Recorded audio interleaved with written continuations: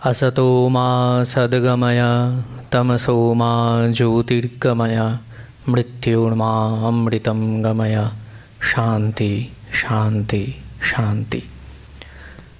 नमस्कार, शुभ सन्ध्या। आज अध्यापक एवं प्रख्यात साहित्यिक प्रमथनाथ बिशी स्मारक बक्तृता। प्रमथनाथ बिशीर जन्म 1901 ख्रीष्टाब्देर 11 जून अधुना बांग्लादेशेर नाटोरेर काछे राजशाही जिलार जोआरी ग्रामे। पिता तत्कालीन जमीदार नलिनीनाथ बिशी और माता सरोजबासिनी देवी। तादेर ज्येष्ठ पुत्र प्रमथनाथ। पिता जमीदार हलेও इंग्रेज तोषणे अनिच्छुक छिलेन, ताई तिनि रवीन्द्रनाथ ठाकुर प्रवर्तित परीक्षामूलक देशीय शिक्षाधारार अनुगामी बोलपुरेर शांतिनिकेतनेर नब्य शिक्षा केंद्रे तार ज्येष्ठ पुत्र प्रमथनाथके भर्ती करान। तखन तार बयस आनुमानिक 7 बछर। दीर्घ 17 बछर तिनि छात्र और शिक्षक हिसेबे एई शांतिनिकेतन और रवीन्द्रनाथेर सान्निध्ये पालित हन। प्रमथनाथ शांतिनिकेतन থেকে 1919 খ্রিস্টাব্দে मैट्रिकुलेशन पास करे সেখানেই শিক্ষকতা शुरू करें और कয়েক বছর বিরতি নিয়ে 1927 খ্রিস্টাব্দে आईए पास करें। अवशेषे बृहत्तर शिक्षार जन्य राजशाही कलेजे भर्ती हन एवं सेखान थेके 1929 ख्रिस्टाब्दे इंग्राजीते अनार्स सह बीए पास करें। एरपर 32 साले कलकाता विश्वविद्यालय थेके बांगला साहित्ये प्रथम श्रेणीते प्रथम हये एमए पास करें।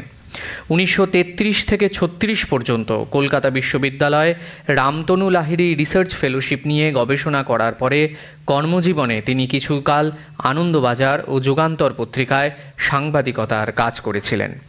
36 খ্রিস্টাব্দে প্রমথনাথ রিপন কলেজ অর্থাৎ বর্তমানে সুরেন্দ্রনাথ কলেজের অধ্যাপক পদে যোগ দিয়ে দীর্ঘকাল সেখানে অধ্যাপনা করেন। 46 থেকে 50 তিনি আনন্দবাজার পত্রিকার সহকারী সম্পাদক ছিলেন।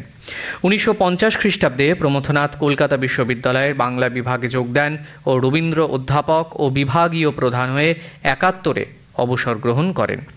প্রমথনাথ বিভিন্ন ধারার একজন বিশিষ্ট লেখক ছিলেন। কবিতা, ব্যঙ্গ, ছোট গল্প, উপন্যাস, নাটক, প্রবন্ধ এবং সমালোচনা। গবেষণার ক্ষেত্রে তিনি প্রধানত রবীন্দ্র বিশেষজ্ঞ হিসেবে পরিচিতি লাভ করেন। প্রমথনাথ রচিত তৎকালীন রবীন্দ্রনাথ ও শান্তিনিকেতন গ্রন্থটি সেই যুগের এক প্রামাণিক ও সরসতম গ্রন্থ। রবীন্দ্র কাব্যগ্রন্থ, রবীন্দ্র বিচিত্রা, রবীন্দ্র নাট্যপ্রবাহ, রবীন্দ্র সরণী তার উল্লেখযোগ্য অবদান।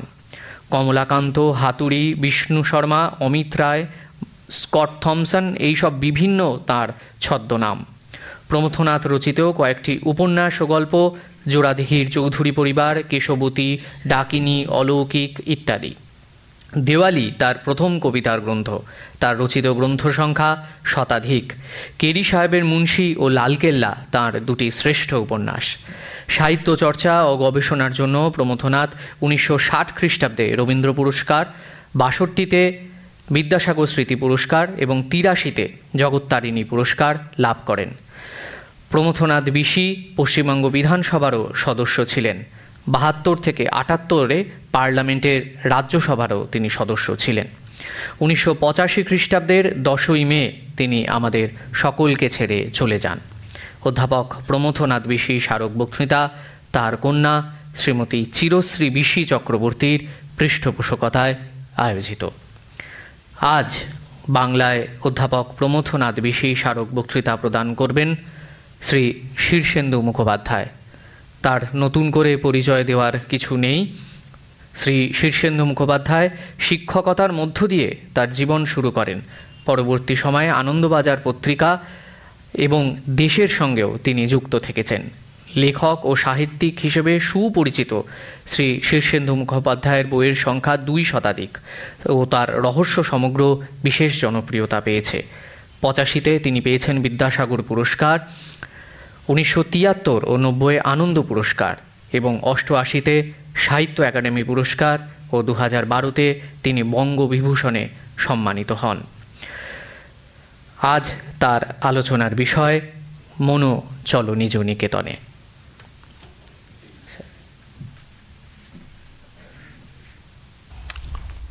বসেই বলি।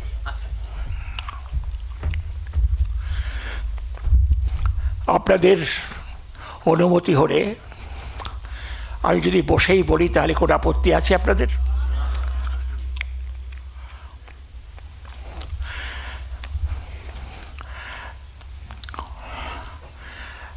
যার নামে আজকে এই স্মারক পত্রিকার আয়োজন হয়েছে,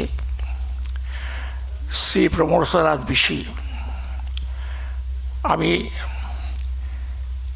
তার ছাত্র ছিলাম এমএ ক্লাসে। আমি তার কাছে পড়েছি, তার ব্যক্তিত্বে মুগ্ধ হয়েছি। খুব লম্বা চওড়া মানুষ ছিলেন না, ছোটোখাটো মানুষ ছিলেন। অসম্ভব রসবোধ ছিল, আর ছিল খুব তীক্ষ্ণ ধী, যেটা অনেকেরই থাকে না। তার কাছে পেয়েছি অনেক, কিন্তু কতটা গ্রহণ করতে পেরেছি সেইটাই সন্দেহের বিষয়। কেননা আমি ছাত্র হিসেবে খুব ভালো ছিলাম না, কাজেই তার বক্তৃতা শুনেছি, তার কাছে পড়েছি, এটা বলতে গৌরব বোধ হয় বটে, কিন্তু কতখানি আত্মীকরণ করেছি সেইটা ভাবতে গেলে একটু লজ্জিত হই। যাই হোক, তাকে আমার সশ্রদ্ধ প্রণাম জানাই। আমরা শিক্ষকদের কাছে চিরকালই তো ঋণী। তারই স্মারক বক্তৃতা দিতে হচ্ছে বলে একটা গৌরব অনুভব করছি।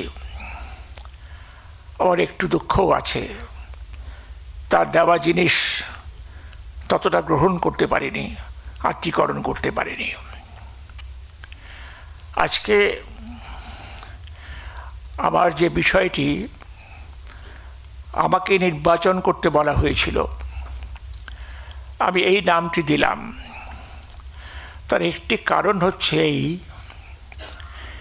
যে আমি সারা জীবন ধরে ভেবে আসছি যে আমার সঙ্গে আমার মনের কি সম্পর্ক। আমার মন এবং আমি, এই দুটি কি আলাদা না এক? দীর্ঘ অভিজ্ঞতা থেকে বলতে পারি যে মন এমন একটা জিনিস যে আমার বশে নেই,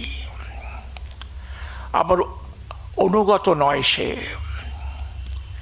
আমার কথা সে শোনে না, আমার ভৎসনা সে গায়ে মাখে না, আমার শাসনকে সে উপেক্ষা করে। আমার মন আমার নিজের মতো, তার নিজের মতো করে চলে এবং কখনো কখনো আমাকে চালায়। মনের বশবর্তী আমাদের হতেই হয় মাঝে মাঝে। কখনো কখনো আমরা বিদ্রোহ করি, কিন্তু তার সঙ্গে আমার যে দ্বন্দ্ব, সেটা চলতেই থাকে, চলতেই থাকে। তার কারণ আমরা জানি যে আমার এই কনসাস মাইন্ড, যেটা আমার জাগ্রত মন বা জাগ্রত চেতনা, সেটুকুই তার পরিধি নয়।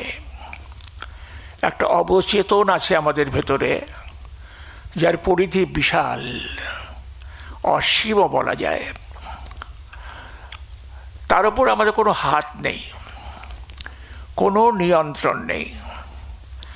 সেই যে বিশাল বিপুল অসীমের মতো বিস্তীর্ণ একটি সাবকনশাস অবচেতনা, সেই অবচেতনায় যে কি আছে, কোন রাক্ষস কক্ষস, কোন শত্রু, কোন বিভীষিকা, কোন দুঃস্বপ্ন, সেগুলো আমরা কল্পনাও করতে পারি না। আর সবচেয়ে বড় কথা হচ্ছে এই যে অ্যানিম্যাল যারা, পশু যারা, তাদের মন আছে কিনা আমরা ঠিক বুঝতে পারি না। হয়তো আছে, কিন্তু তাদের পরিধি খুব সামান্য। মানুষ যখন পশু জীবন থেকে ভিন্ন হলো, যখন সে র্যাশনাল হতে শুরু করলো, যখন সে বুদ্ধিমান হলো, যখন চারিদিকের পৃথিবীকে, প্রকৃতিকে সে আস্তে আস্তে নিয়ন্ত্রণ করতে শিখল, যখন সে কল বানালো, যন্ত্র বানালো, যখন ধীরে ধীরে তার আধিপত্য বিস্তার হতে লাগলো পৃথিবীতে, তখনই শুরু হলো তার দ্বন্দ্ব। এই যে বুদ্ধি, এই যে চেতনা, যা দিয়ে সে পৃথিবীর সমস্ত সম্পদ আহরণ করতে লাগলো এবং তার ব্যবহার এবং দুর্ব্যবহার দুটোই করতে শুরু করলো, তখন থেকেই তার আর একটা দ্বন্দ্ব শুরু হলো। মানুষ তো অনেক পেয়েছে, তার পাওয়ার তো শেষ নেই, কিন্তু তবু দেখবেন মানুষ সুখী নয়। আমার মনে আছে একবার আমার চিকেন পক্স হয়েছিল।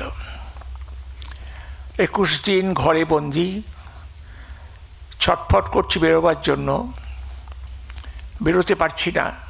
আমি একটু বহির্মুখী মানুষ, মানুষের মুখ দেখতে ভালোবাসি, রাস্তায় ঘাটে ঘুরে বেড়াতে ভালোবাসি, বাজার হাট করতে ভালোবাসি, একটা জঙ্গম জীবন আমার খুব পছন্দ। কিন্তু 21 দিন ঘরবন্দি থাকতে থাকতে আমি যেন কেমন একটা জড়বস্তু হয়ে যাচ্ছিলাম। 21 দিন পরে যখন আমি বেরোলাম রাস্তায়, খুব আনন্দ নিয়ে বেরোলাম যে আজ মানুষের মুখ দেখব, অনেক মানুষের সঙ্গে দেখা হবে। এই রাস্তায় বেরিয়ে আমি মানুষের মুখের দিকে তাকিয়ে থাকতে লাগলাম। অনেক দিন পরে মানুষের মুখ দেখছি। দেখতে দেখতে হঠাৎ আমার মনে হলো যে আমি কোনো প্রসন্ন মুখ দেখছি না। রাস্তায় যত মানুষের সঙ্গে দেখা হচ্ছে, সব মানুষ কোনো না কোনোভাবে বিষণ্ণ, ক্লান্ত, যেন জীবনী শক্তি ফুরিয়ে এসছে, কোনো রকমে দেহটাকে টেনে নিয়ে চলছে। একটাও প্রসন্ন মুখ দেখলাম না। মনটা খুব খারাপ হয়ে গেল। কিন্তু সেই সঙ্গে একটা আবিষ্কারও হলো। এই ভাবতে লাগলাম, মানুষ প্রসন্ন নয় কেন? প্রসন্নতা কোথায় গেল? মানুষের মুখ থেকে সন্তোষটা কোথায় চলে গেল? আনন্দ স্ফূর্তি দেখছি না কেন? জীবন যুদ্ধ বলে একটা ব্যাপার আছে, তো আপনারা জানেন। লড়াই করতে করতে মানুষ হারেও বটে, যেতেও বটে, কিন্তু সব মিলিয়ে যা সে চায় তা সে পেয়ে ওঠে না।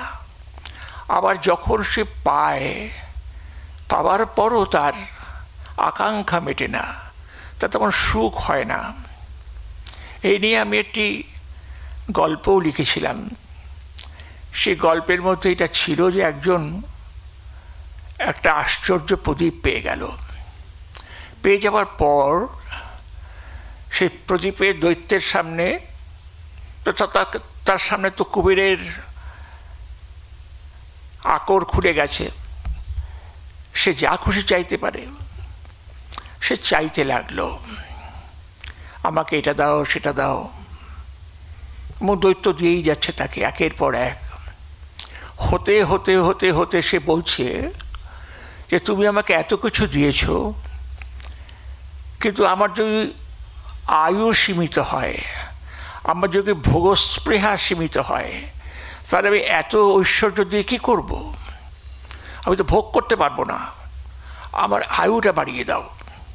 তখন দৈত্য বলল যে আমি আপনাকে অ্যাবস্ট্রাক্ট কিছু দিতে পারবো না, আমি মেটেরিয়াল সব কিছু আপনাকে দেব, বস্তুগত সব কিছু আপনাকে দিতে পারি, কিন্তু আমি আপনাকে আয়ু দিতে পারবো না।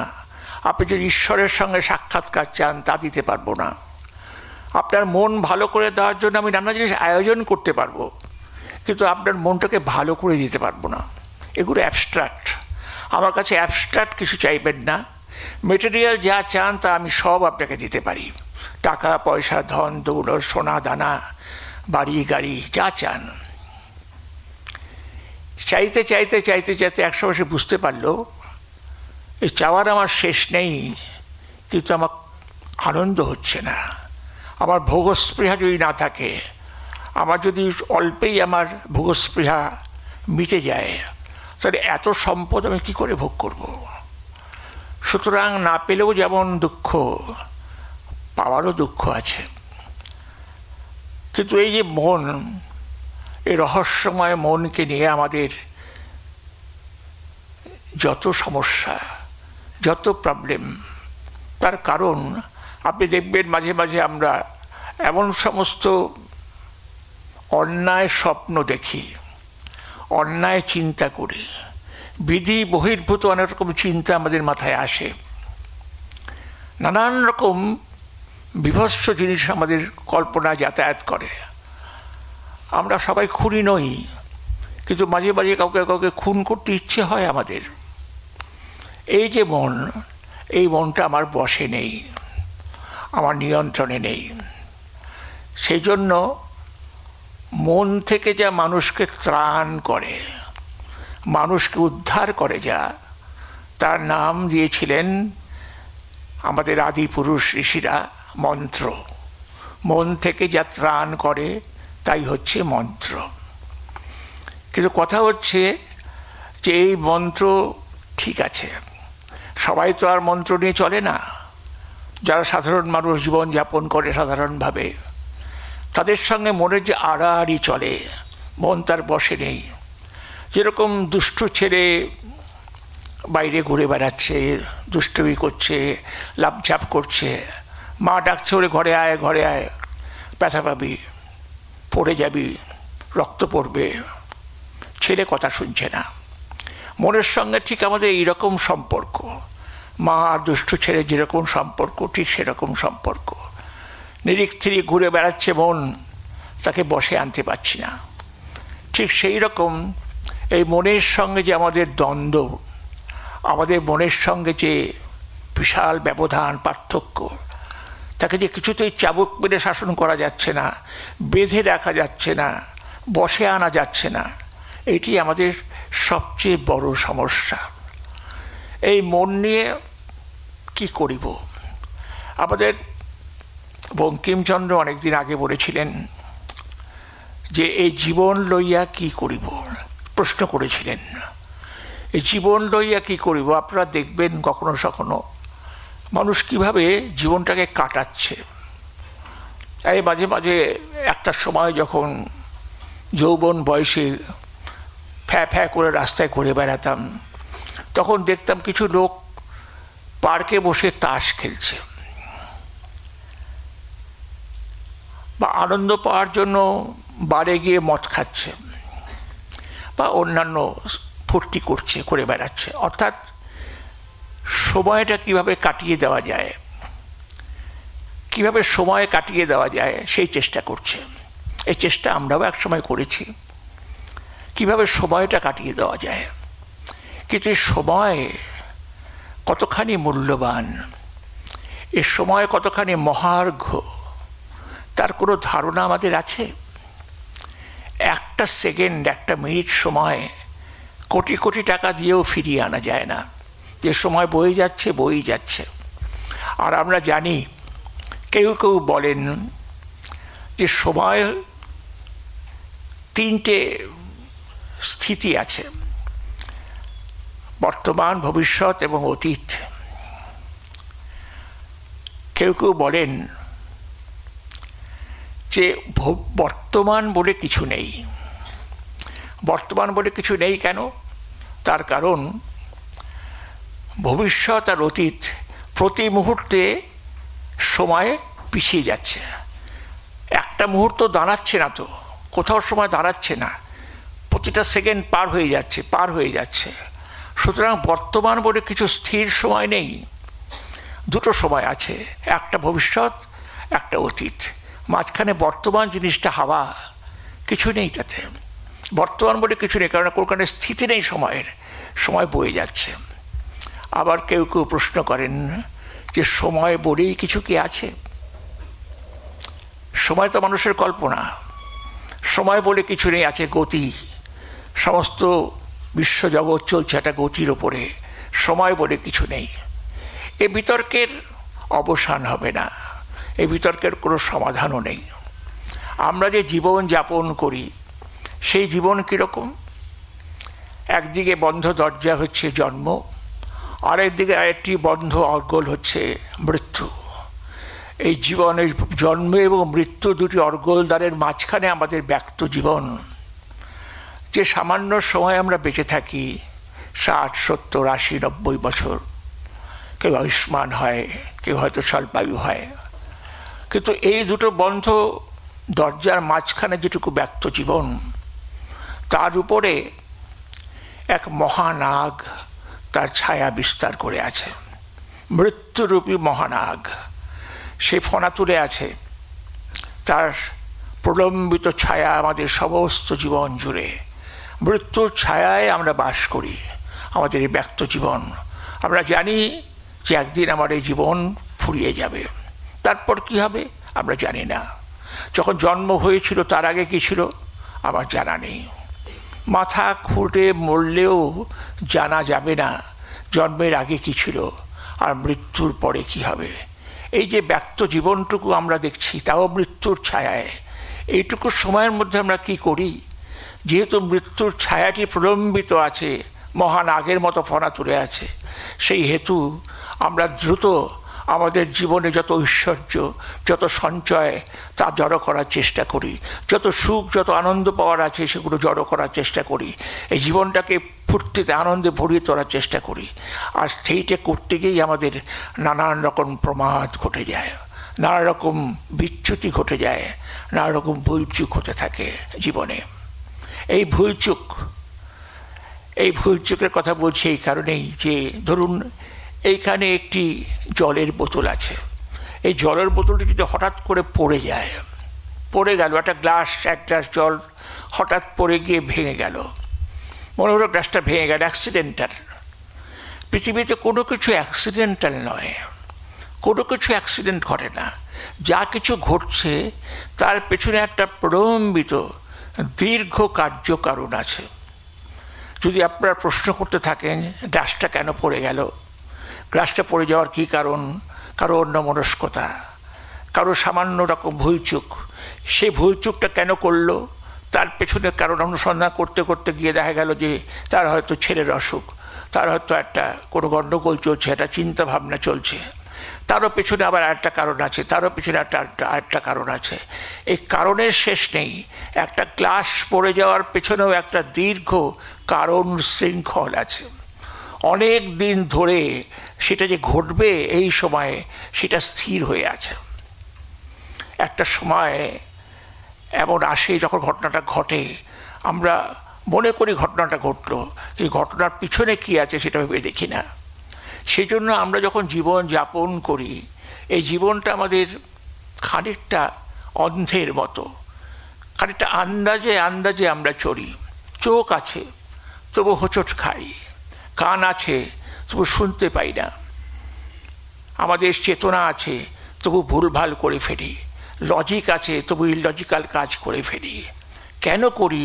হঠাৎ করে রেগে গেলাম, রেগে গেলে কার ক্ষতি? আমারই ক্ষতি। কিন্তু কেন রেগে গেলাম? ছেলের উপর খুব রেগে গেলাম। আমি সকালবেলা একটি মন্ত্র পাঠ করি, তাতে আছে আমি অক্রোধী, আমি অমানী, আমি নিরলস, এই সমস্ত কথা বলতে হয়। একে শত অনুজ্ঞা বলে।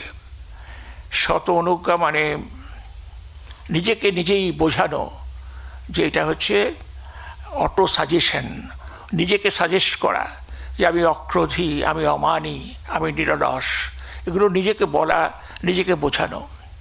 আমার মনে আছে তখন আমার ছেলেটা খুব ছোট,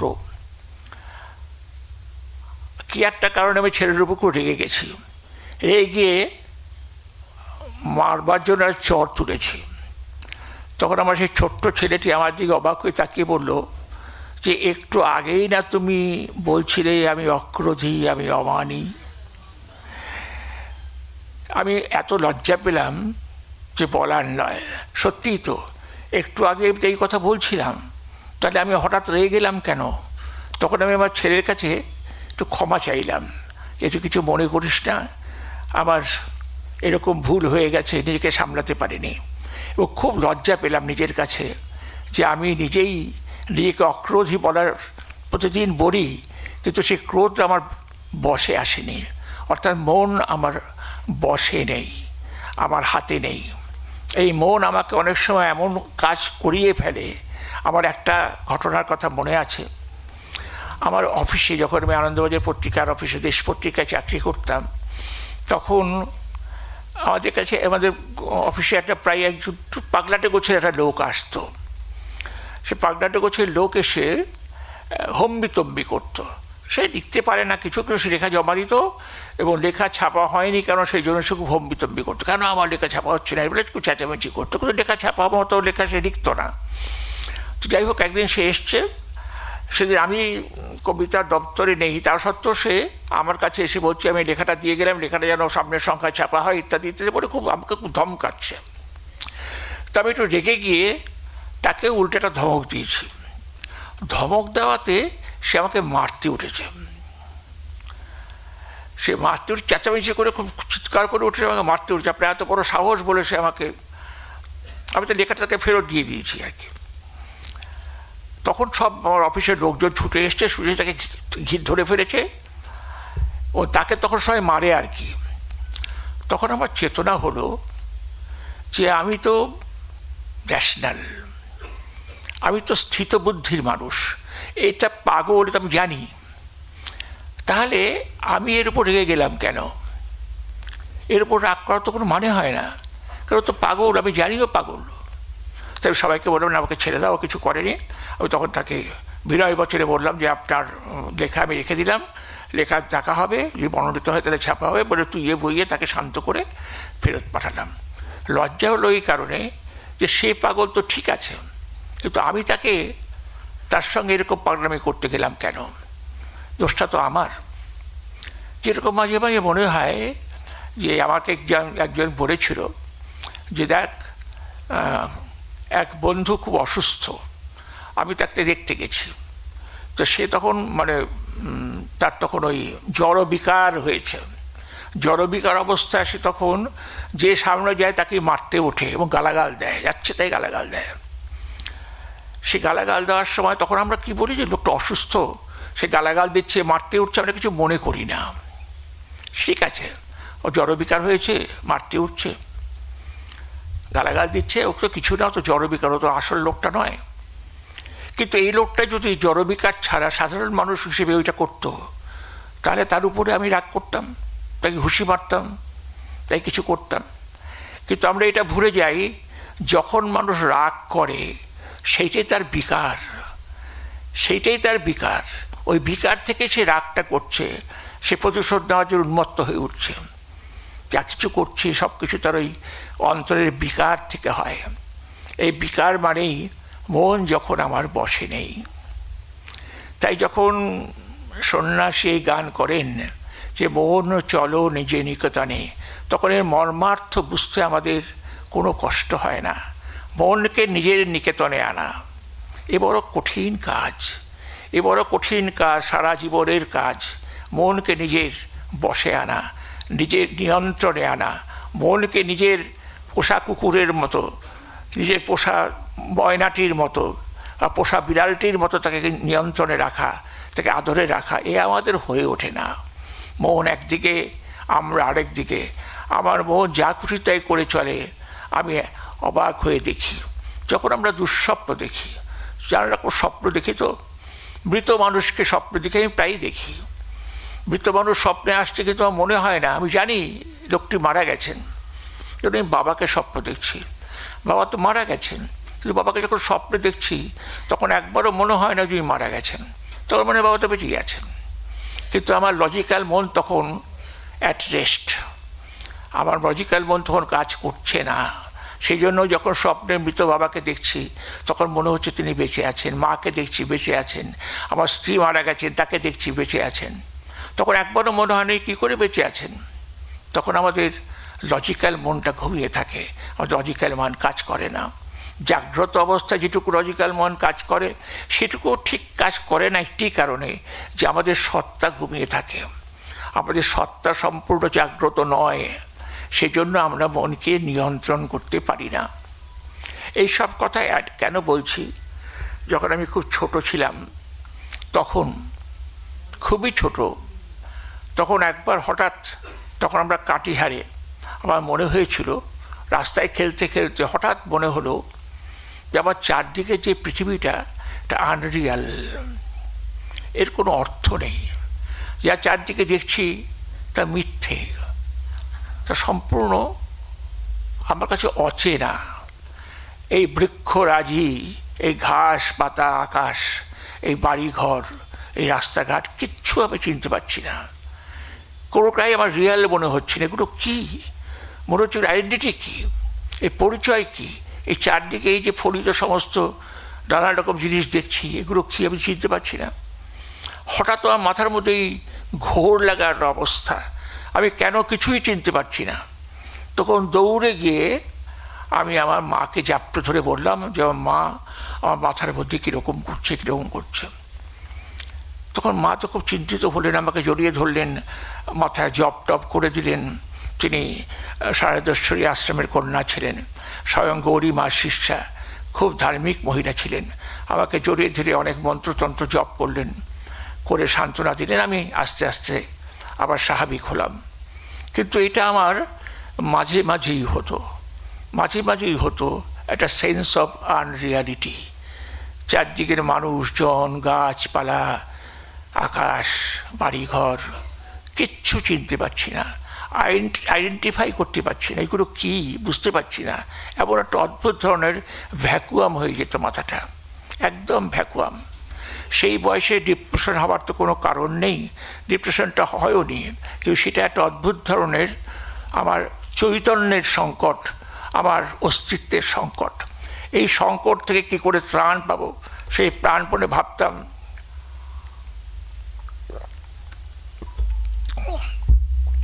কিন্তু কখনো ওই বয়সে, ওই ছোট্ট বয়সে তার কুলকিনারা করতে পারতাম না যে কীভাবে, কেন এটা হয়, এগুলোকে আনরিয়াল কেন মনে হয়, তো সবই তো স্বাভাবিক। আবার পরে ভেবে দেখতাম স্বাভাবিকই কি, এ কি স্বাভাবিক? এই যে আমার জীবন, কেন আমি জন্মালাম, এই পৃথিবীটা কেন হলো, এই জগৎ সংসার কেন সৃষ্ট হলো, না হলেই বা কী হতো, আমি বুঝতে পারছি না। এর সঙ্গে আমার সম্পর্কটা কী? মাঝে মাঝে সারাদিন তো নানান কাজে ব্যস্ত থাকি, নানান রকম ভূমিকায় আমাকে ভূমিকা পালন করতে হয়। কখনো সন্তানের পিতা, কখনো স্ত্রীর স্বামী, কখনো প্রকাশকের লেখক, কখনো অফিসের কর্মচারী। নানান ভূমিকায় সারাদিন আমি খণ্ড খণ্ড হয়ে যাই, নানান খণ্ডে নিজের ছোট ছোট ভূমিকা পালন করে আসি। বাবার ভূমিকা, স্বামীর ভূমিকা, বা কর্মচারীর ভূমিকা। রাত্রিবেলা যখন আমাকে ডাকার কেউ থাকে না, যখন আমাকে কারো প্রয়োজন নেই, গভীর রাত্রি যখন, আমি তখন গভীর রাত পর্যন্ত জেগে থেকে একসময় বসে বসে ভাবতাম, যখন আমার সমস্ত খণ্ডগুলোকে আমি জোড়ালে লাগাতাম, নিজের আমার আমিকে যখন আমি ফিরে পেতাম, যখন আমি ছাড়া আর আমার চারদিকে কেউ নেই, সেই সময় বসে চিন্তা করতাম এই যে মহাবিশ্ব জগৎ, এই সীমানাহীন, সীমাহীন, অসীম চারদিকে বিস্তৃত, যে কোনোখানে কোনোখানেই কোথাও কিছু ঠেকবে না, এই অসীমের সঙ্গে, এই বিশাল মহাজগতের সঙ্গে আমার মতো ছোট্ট একটা ক্ষুদ্র প্রাণের কী সম্পর্ক, এই অস্তিত্বের কী সম্পর্ক, আমি কেন জন্মালাম, আর এই জন্মের অর্থটাই বা কী? এই বসে বসে ভাবতে থাকি সম্পর্কটা কী, কোথায়, কেন, কী কারণে আমার জন্ম হয়েছিল, কোন কাজ করতে আমার আশা, আমি কী ভূমিকা এখানে পালন করব। এই নানান প্রশ্নে নিজেকে যেরকম বিব্রত করি, সেরকম যেন ঈশ্বরকেও বিব্রত করি, যে আমাকে কেন জন্ম দিলে, আমি কেন এলাম, আমাকে কেন সৃষ্টি করলে। এইবার বারবার এই চিন্তা করি যে কোন কাজটা আমার আছে, কি করব আমি, কি করার জন্য তুমি আমাকে পাঠিয়েছ, আর ভূমিকাটাই বা কী। বারবার বারবার এই প্রশ্ন আমাকে তাড়িত করেছে, পীড়িত করেছে। যন্ত্রণাবিদ্ধ করেছে, পাগলও করেছে। এই পাগলামি হাত থেকে আমাদের কারোই পরিত্রাণ নেই। অল্প বিস্তর আমরা সকলেই কিছু না কিছু পাগল। আমরা সবসময় র্যাশনালি ব্যবহার করি না। অনেক সময় দেখা যায় আমরা অকারণে হো হো করে হাসছি, নিজেকে কন্ট্রোল করতে পারছি না, নানা রকম ইললজিক্যাল কাজ করে ফেলছি। একা একা বসে আছি, নানা রকম মুখভঙ্গি করছি, কী কারণে জানি না। তখন কেউ হয়তো দেখে পেলে লজ্জা পাই যে না, একটা পাগলামি করছিলাম। এরকম পাগলামি আমাদের সকলের ভিতরেই কিছু না কিছু আছে। অল্প বিস্তর সকলেই আমরা একটু পাগল। কেউ আমরা ঠিক মতো 100% র্যাশনাল নই। আমরা জানি যে জীবন লইয়া কি করিব, বঙ্কিমচন্দ্র যে প্রশ্ন করেছিলেন, সেই প্রশ্নের উত্তর আমাদের জানা নেই। বারবার আমি নিজেকেও এই প্রশ্ন করি যে আমি সত্যিই তো এই জীবন লইয়া কী করব, কীভাবে এই জীবন আমি সার্থক করব, কি করে এই জীবনের আমার কি করণীয় আছে, কি করলে আমার জীবন সার্থক এবং সত্যিকারের জীবন যাপন হবে, সেটা বুঝতে পারি না। এই যে আমি যদি এখন বলি যে খানিকটা বিজ্ঞান নয়, অন্যান্য কিছু নয়, কারিগরি নয়, ধর্মই খানিকটা আমাদের এই প্রশ্নের জবাব দেয়। ধর্মই আমাদের সাহায্য করে বুঝতে জীবন কি। অস্থি এবং বৃদ্ধি, এ দুটোই ধর্মের মূল কথা। আমার অস্তিত্ব আছে, আমার বৃদ্ধি আছে, বর্ধন আছে। আমি কি করে বেড়ে উঠব, এই অস্তিত্বকে কি করে সার্থক করব, ধর্ম আমাদের সেটাই শেখানোর চেষ্টা করে যে how to live the life. যেরকম আমরা অ আ ক খ শিখি গুরুমশাইয়ের কাছে বসে, একে একে 2 হয় শিখছি। শেখার পর বিদ্যা লাভ শেষ হলো এক সময়। তারপর যখন জীবনযাপন শুরু হলো, সেখানে তো অঙ্ক আরও শক্ত, সেখানে তো বর্ণমালা আরও কঠিন। প্রত্যেকটা মুহূর্তে আমাকে নিজে সিদ্ধান্ত নিতে হবে কি করতে হবে না করতে হবে। এবং এই সিদ্ধান্ত নিয়ে যে ভুল হয়, কোনো ভুলচুক হয়, তাটা মহাবিপদ হয়ে যেতে পারে। কোন সময় কি সিদ্ধান্ত নেব, এই সিদ্ধান্ত নেওয়ার শক্তিটাই তো আমাদের সবসময় থাকে না। একটা মহাবিপদ যখন এলো, তখন কি করব, এই কী করবো, তখন মাথা বিভ্রান্ত হয়ে যায়, বুদ্ধি কাজ করে না, বুদ্ধি বিভ্রান্ত হয়ে যায়। সেই সময়ে কি করতে হবে, যৌক্তিকভাবে কোন সময় কি করা উচিত, এই কাণ্ডজ্ঞানটাই আমাদের থাকে না। তখন আমরা র্যাশনাল হয়ে যাই, পাগলের মতো আচরণ করি, ছোটাছুটি করি। মেয়ে অজ্ঞান হয়ে গেছে বা ছেলে অজ্ঞান হয়ে গেছে, তখন তো পাগলের মতো হয়ে যায়, ডাক্তারকে খুঁজি, একে খুঁজি, তাকে খুঁজি, কে আমার ছেলেকে বাঁচাবে, কে কী করবে, কে না করবে, কী হবে না হবে, নানা রকম দুশ্চিন্তা এসে আমাদের ঘাড়ে চাপে। উত্তেজিত হয়ে পড়ি, উদ্ভ্রান্ত হয়ে পড়ি এবং ভালো করতে গিয়ে হয়তো বন্ধ করে ফেলি। একটি গল্প বলি। এক ভদ্রলোকের সঙ্গে আমার দেখা হয়েছিল। তিনি আমাকে বললেন, দেখুন আমি নিজে একজন যারা ফার্স্ট এইড শেখে যারা, অর্থাৎ মানুষ বিপদে পড়লে তাকে চট করে ফার্স্ট এইড দেওয়া, তাকে সাহায্য করা, এইসব যারা শেখে, তারা সেরকম শিক্ষা তার আছে, সেরকম ট্রেনিং নিয়েছিলেন। তিনি দুপুরবেলা খেতে বসেছিলেন, এমন সময় খবর পেলেন যে তার মেয়ে জলে ডুবে গেছে। পুকুরে স্নান করতে গিয়েছিল, জলে ডুবে গেছে। মেয়েকে তোলা হয়েছে, তিনি যেন শিগগির আসে। তিনি তো খাওয়া টাওয়া ফেলে সঙ্গে ছুটে গেলেন, গিয়ে দেখলেন মেয়েকে ঘাটের ওপর তুলে শুয়ে রাখা হয়েছে এবং তাকে উপর করে শুয়ে পিঠে চাপ দিয়ে জল বের করার চেষ্টা করা হচ্ছে। জল বের হচ্ছে একটু একটু করে। তো তিনিও গিয়ে ওই প্রসেসে মেয়েকে তোলা হয়েছে। তিনি গিয়ে প্রসেসটা তিনি জানেন, তিনি শিখেছেন কীভাবে জলে ডোবা মানুষের পেট থেকে জল বের করতে হয়। তিনি সেইটা অ্যাপ্লাই করতে লাগলেন এবং মেয়েটির জলটা আস্তে আস্তে বেরোচ্ছে। তখন সে সময় কিছু লোক এসে বললো যে আপনারা কী করছেন, ওই তো ভুল পদ্ধতি, ওই তো হবে না, ওই তো মেয়ে মারা যাবে, আপনি চিৎ করে শুয়ে তারপরে প্রেসার দিন। উনি বিভ্রান্ত হয়ে গেলেন। অন্য একটা মানুষ এসে বলছে, অন্য 2-1 মানুষ এসে বলছে, বিভ্রান্ত হয়ে গেলেন। বলে তিনি জানেন হাউ টু ডু ইট, তবু যদি আমার ভুল হয়ে থাকে, ওই ট্রেনিং থাকা সত্ত্বেও তার মাথা কাজ করলো না। তিনি ওর কথা মতো মেয়েটিকে চিৎ করে শুয়ে প্রেশার দিতে শুরু করলো। কিছুক্ষণ পরে মেয়েটি ঠান্ডা হয়ে গেল এবং জড়বস্তু হয়ে গেল, মারা গেল। তখন তিনি পাগলের মতো হয়ে গেলেন যে আমার অধীত বিদ্যা আমি প্রয়োগ করতে পারছি না। যা অধীত বিদ্যাটা প্রয়োগ করতে যদি নাই পারি তাহলে জীবন রেখে কী হবে? আমি যা শিখলাম সেটারও প্রয়োগ করতে পারলাম না, বিভ্রান্ত হয়ে গেলাম। এই যে বিভ্রান্ত হয়ে গেলাম কেন, এর কোনো লজিক নেই। বিভ্রান্ত হওয়ার ছিল, তাই হলো। মানুষ এইভাবেই বিভ্রান্ত হয়ে যায়, তার মন তার বসে থাকে না, তার সিদ্ধান্ত নিতে দেরি হয়, ভুল হয়, নানা রকম প্রমাদ ঘটে যায় জীবনে। যে জীবন আমরা যাপন করি তা ভুলে ভরা, নানান রকম ভুল ভ্রান্তি আমাদের সবসময় হতেই থাকে। কখন আমরা তার কারণ অনুসন্ধান করে দেখি না যে কী কারণে ভুল হচ্ছে, কী কারণে এই ভুলভাল হয়ে যাচ্ছে, এই ভ্রান্তি কেন? ভ্রান্তি হচ্ছে মনের সঙ্গে আমাদের সহবাস হচ্ছে না, আমাদের মন আমাদের বসে নেই, মন আমাদের হাতের বাইরে চলে যাচ্ছে। সে যেমন করে নাচাচ্ছে আমি তেমন করে নাচাচ্ছি। মন কি আলাদা কোনো সত্তা? আমি নয়। আমার মন কি আমার মন নয়? হ্যাঁ, আমারই মন, কিন্তু আমার মন শিক্ষিত নয়, লার্নেড নয়, সে ডিসিপ্লিন নয়। তাকে আমি আমার বশে আনতে পারি না। কিন্তু আমার বশে আনবো কি? আমি কীরকম মানুষ, আমি কতটা জ্ঞানী মানুষ, তার উপর নির্ভর করবে মন আমার কতটা বশে আসবে।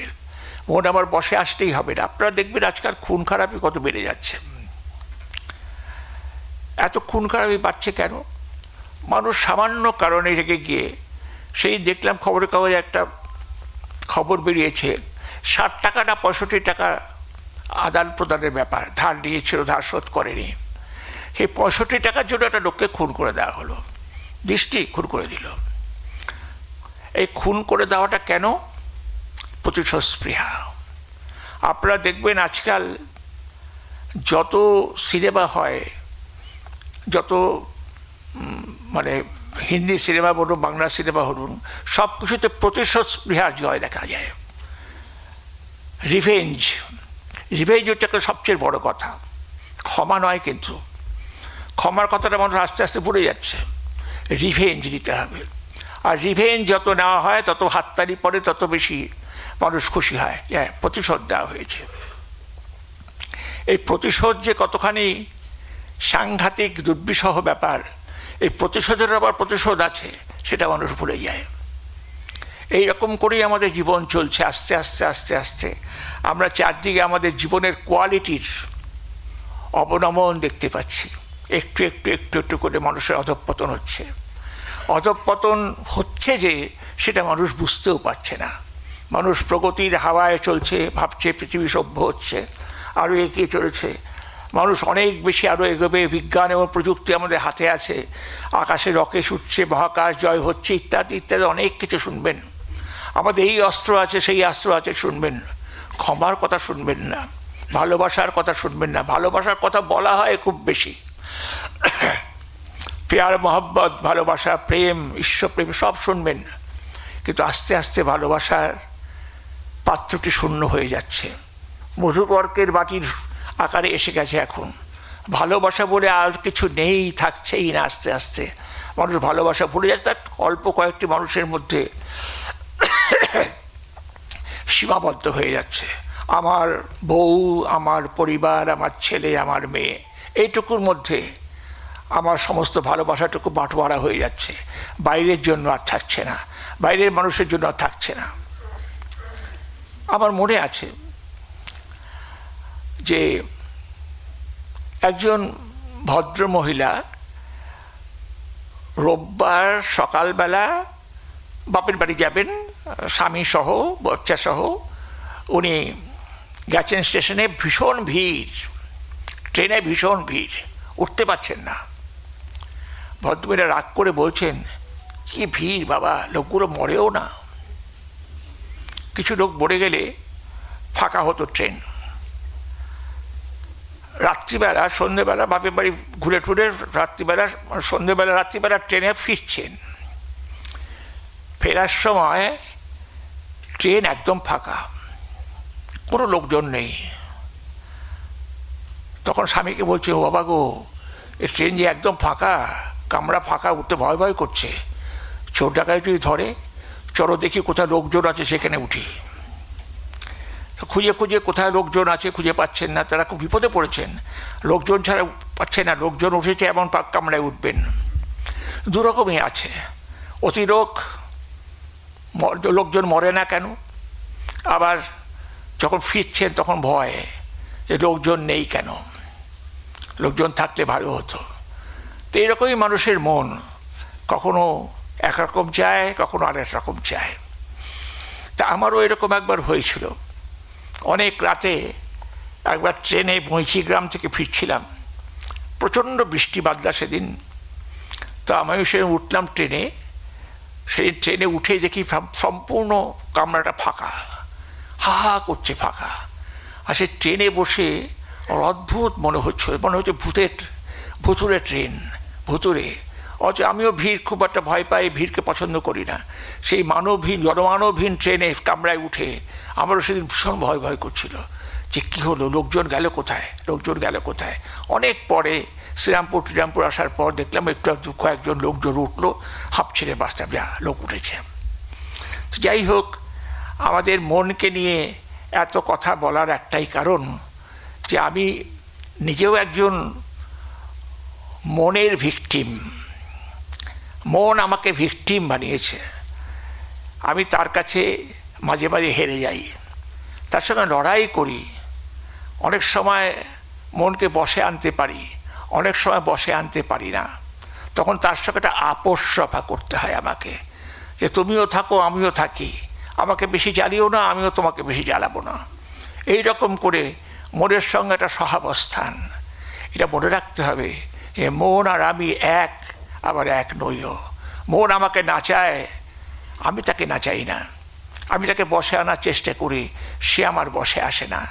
কিন্তু বারবার তাকে বলতে হয় যে মন চলো নিজ নিকেতনে, মন চলো নিজ নিকেতনে, যে বাড়িতে ফিরে এসো, নিজের ঘরে ফিরে এসো। আবার লক্ষ্মীশ্রী আসুক আমাদের জীবনে, আবার আমাদের জীবন মনের সম্পদে ভরে যাক, ভালোবাসা ফিরে আসুক, দয়া মায়া দাক্ষিণ্য ফিরে আসুক, মানুষকে মানুষ ভালোবাসতে শিখুক, আবার একটা স্বপ্নের পৃথিবীর সৃষ্টি হোক আমাদের চারদিকে। এইটুকুই প্রার্থনা। নমস্কার, শুভ সন্ধ্যা, সবাই ভালো থাকবেন।